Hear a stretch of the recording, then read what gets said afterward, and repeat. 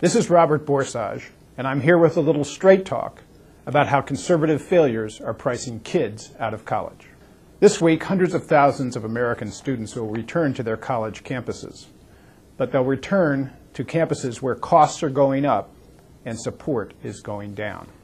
College tuitions are up 40% since George Bush took office, and college aid and assistance hasn't kept pace. The President has broken his promise to increase the size of Pell Grants, the basic government scholarship program.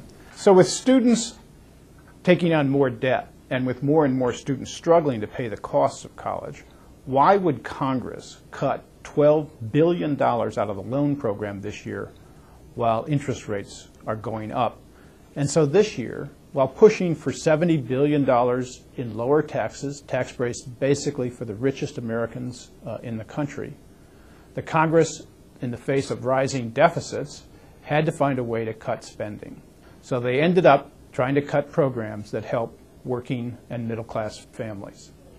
The biggest cut came from the student loan program. Conservatives really don't care much about this at some level. They believe basically you're on your own. You ought to be saving for your own college education. You ought to be paying your own way.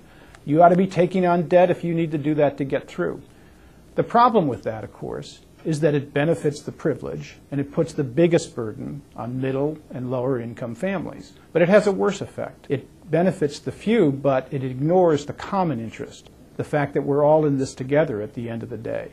America's prosperity has been built on the fact that we led the world in public education. And now, at a time when everyone agrees that college is vital to our nation's future, conservative ideas are closing the door of college on more and more students. The conservative attack on big government and its call for free markets, privatization, and deregulation always sounds sensible. But the reality turns out to be a kind of crony capitalism and a pay-to-play politics that benefits private, inefficient corporate lobbies over the public interest. These ideas are weakening the nation. This is Robert Borsage with a little straight talk on conservative failures on education. Thank you for joining the conversation.